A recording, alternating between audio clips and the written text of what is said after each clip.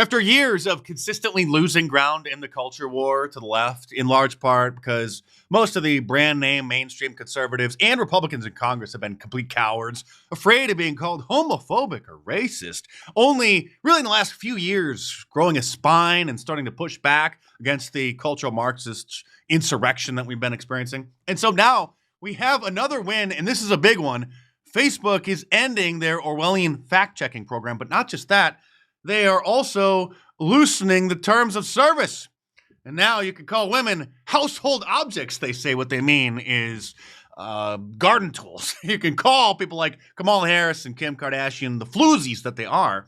And you can misgender transgender people again. So a lot of people are talking about the end of the fact-checking, although they are going to implement a community note feature, which is actually way, way better, which Mark Zuckerberg admitted was inspired or really stolen from Elon Musk's Twitter, X. As you can imagine, the fact suppressors are having a fit. Meta fact checkers call for an emergency meeting after Mark Zuckerberg pulls the plug. For years now, they have allowed third-party platforms like Snopes and others, PolitiFact, to tie in with the interface. And then when you posted facts that they wanted to suppress, even memes that were funny, that were making fun of the Democrats and old Joe, then they would slap their bogus fact check on them and suppress them. We're making them make America great again. They also appointed Dana White, the president of UFC, who's a huge MAGA guy. He spoke at the Republican convention. You may recall Donald Trump attends a lot of the UFC fights. So they appointed Dana White to their board of directors. And one of their executives went on Fox News yesterday morning to let the cat out of the bag. Meta's Chief Global Affairs Officer, Joel Kaplan, joins us live here on the couch. Joel, welcome. Thanks for being here. Thanks, Steve. Great to be here on the couch on Fox and Friends. It's great to have you here. Okay, so you are announcing these big changes as of 2 minutes ago. Yeah. If you're making big changes, does that mean you were doing something wrong before? Look, this is a great opportunity for us to reset the balance in favor of free expression. As Mark says in that video, what we're doing today is we're getting back to our roots in free expression. I'm sorry, but let's let Brian Stelter weigh in, no pun intended, on the new changes from his boyfriend's mother's basement. Brian Stelter is CNN's chief media analyst and joins us now with more. Brian, let's dive right in here. Zuckerberg calling this repositioning part of a so-called new era. You and I know that's very different. You've even gone as far as to call this a Trump-friendly makeover. Can you tell our viewers why that is? Yeah, Zuckerberg is very dramatically trying to reset his relationship with Trump and with Trump voters. He's clearly trying to appeal to conservative users, and it's working, but he may also be putting off some liberal and independent users in the United States. And this is much broader than any one country. These changes have big impacts all around the world. Facebook is loosening up its content rules and it's scrapping its relationships with third-party fact-checkers. That's going to leave some journalists out of work because they rely on Facebook's funding for some of their fact-checking efforts. Oh no, what will we do with fewer self-proclaimed journalists in America? Joy Reid, the angry black woman on MSNBC, was so angry about the changes, she couldn't even wait until her show, which airs in the middle of the afternoon, to sound off about them. So she recorded this TikTok video and posted it. Why would conservatives think fact-checking is biased against them? I mean, what are you sharing if you keep getting fact-checked? Well, thanks for asking, Fuzzball. I personally have had countless memes fact suppressed, especially during the Biden administration. Like this one, man, I haven't seen gas prices this high since the last Democrat was in office, and they fact suppressed that. And let's not forget that they have fact checked numerous obvious satirical articles from the Babylon Bee, which then deboosts them, suppresses them in the algorithm to then prevent them from going viral. Like when the Babylon Bee posted an article about how CNN purchased an industrial-sized washing machine to spin the news, and then Snopes took it upon themselves to fact-check that because apparently there are so many moronic liberals out there that they might have been duped by that. When I posted this meme during the 2020 election cycle, it didn't get fact-checked. This got dumped down the memory hole, and it got a strike for me violating the community standards because you're not allowed to call Kamala Harris a garden tool. Facebook also doesn't like people to post facts and statistics about black people committing crime. When I linked up this article on Fox News, noting that another day, another anti-white hate crime committed by a black man is being covered up because Fox News really was the only outlet that reported on it other than a local outlet. Facebook didn't like that, so they said that post goes against their community standards on hate speech. It's hateful to dare point out that black people commit, well, I guess you're not supposed to say 10 times more violent crime than white people, but just even pointing out that black people commit crime at all is considered to be hateful. They're special. They would never do such a thing. I've been suspended numerous times from Facebook for posting facts and statistics about black crime because obviously that reflects poorly on the Black Lives Matter insurrectionists. After Kyle Rittenhouse defended himself against some Black Lives Matter insurrectionists, literally that same night, anyone who was following the story knew exactly what happened and that Kyle was completely innocent. And so I started posting videos on Facebook showing that he was innocent, not even the violent ones, showing that he was there to help people as a volunteer medic, but that wasn't allowed. And then Facebook threatened to completely ban me for that. Thankfully and surprisingly, that actually did make Fox News. They wrote a whole story about it. Another one of their hilarious fact checks was after the 2020 election when this Twilight Zone meme was going around. Imagine, if you will, the FBI will investigate a NASCAR garage, but not election fraud.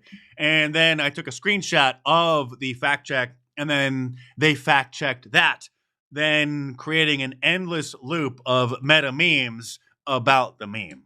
Instagram, which is owned by Meta, Facebook, censored this meme, revealing who really was behind the Jussie Smollett incident, obviously being Jussie Smollett himself.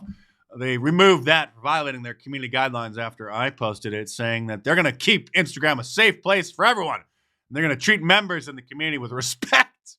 They removed the content because it targets private individuals to degrade or shame them. Yes, a Hollywood actor is considered a private individual, and you're not supposed to shame them or degrade them. Oh, I got another suspension for this Black Friday meme a couple years ago that I didn't make, which I noted you could use the promo code George Floyd and save 100%. And they said that that was hateful. And now, under the new rules on Facebook, which are really just the old rules, like the very old rules back in the good old days when the big tech social media platforms allowed neutral communication before the cultural Marxists started censoring everything that we say. Now I finally will be able to repost my thoughts on the Dove soap commercial featuring, quote, real moms, which they censored and suspended before.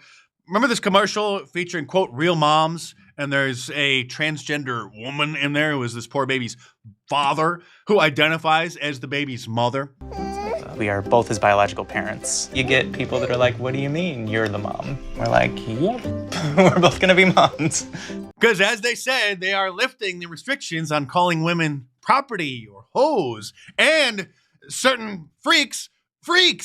Like I said, we're going to make people make America great again. And they're either going to get on board with us, they're going to have to get out of the way, or we're going to just steamroll right over them because that's what we're doing. We're going to be changing the name of the Gulf of Mexico to the Gulf of America, which is a beautiful ring that covers a lot of territory. The Gulf of America, what a beautiful name. But don't worry about those massive wildfires in Los Angeles, folks, because the City Council of LA recently appointed the first female and lesbian fire chief, who then immediately made it her top priority to diversify the department. I'm super inspired. She took time out of her already busy schedule to tell us about her vision for the department's future, one that includes a 3-year strategic plan to increase diversity. People ask me, well, what number are you looking for? I said, I'm not looking for a number. It's never enough. Out of 3,300 city firefighters, only 115 are women right now. She's already looking at ways to change that.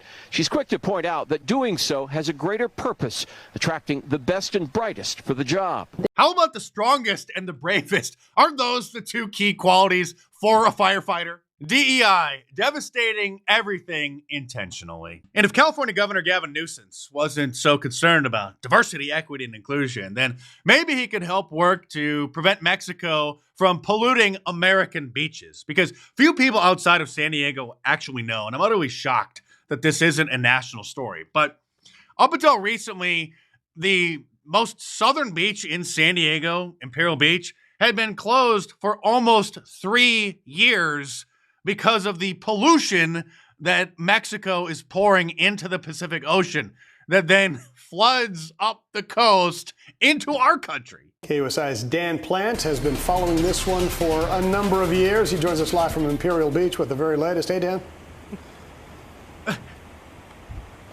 Hello there, 39 and counting in terms of the years covering this story. And I just ran into a friend of mine who lives down the street. They were born and raised here their entire lives, and she handed me this newspaper from 1987, November 1987. Look at the headline on this thing. Sewage from Mexico forces closure of beach. Fast forward almost 40 years, and this sewage problem is worse today than it has ever been. Well, we don't call Mexico a bleep hole country for nothing. And while we do have a lot of work ahead of us, it's going to be quite challenging at times to make America great again. Hopefully, we can also have a little fun. And this week, you can get free shipping off any of my shirts at markdice.com by using the promo code 2025 at the checkout. So order your Liberal Tears mug, your Liberalism Find a Cure shirt, your MAGA Mafia shirt, or any of my Austin designs. All available in a t-shirt, long sleeve, and a hoodie. And now also all of the designs available in women's tees as well. Just click on the women's tab up in the upper right-hand corner. So head on over to markdice.com or click the link in the description below. Enter the promo code 2025 at the checkout this week to get free shipping in the U.S. And check them out.